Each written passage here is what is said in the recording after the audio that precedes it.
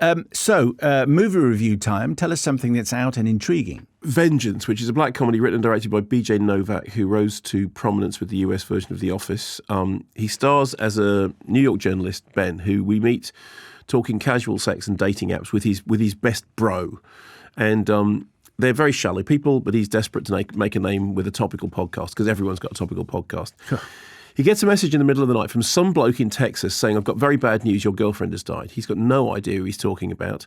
Turns out that Abby was just somebody he hooked up with on one of his dating apps.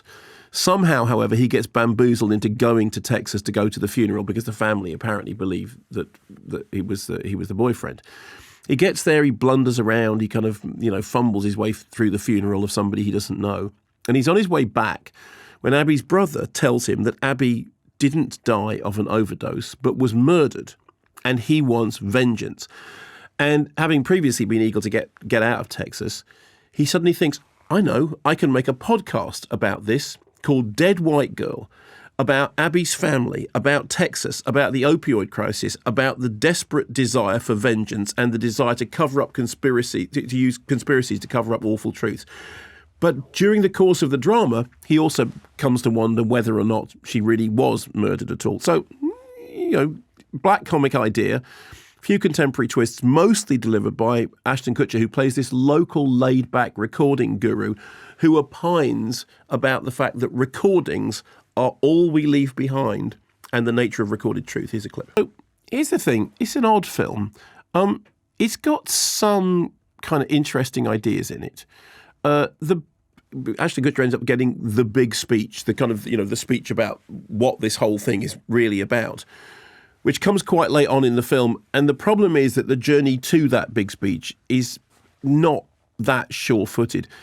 I think the film's got quite a hard time negotiating the balance between, the serious and the comedy, because on the one hand, the plot is essentially that he's living with a family who are bereaved because they've lost a daughter, which isn't funny in the slightest.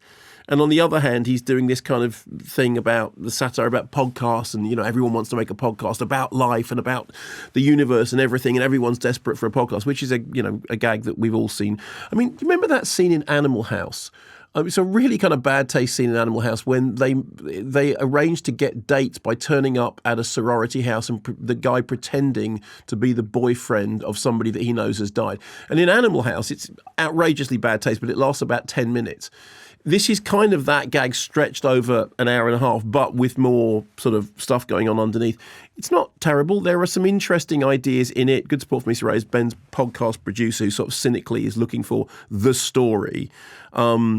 And there is some satirical stuff in there about this desperate desire for everybody to have a podcast that pierces to the very heart of the world we live in. I mean, it's fine. You don't need to see it on a big screen. It'll be perfectly fine on a small screen. So it's okay. It passed the time.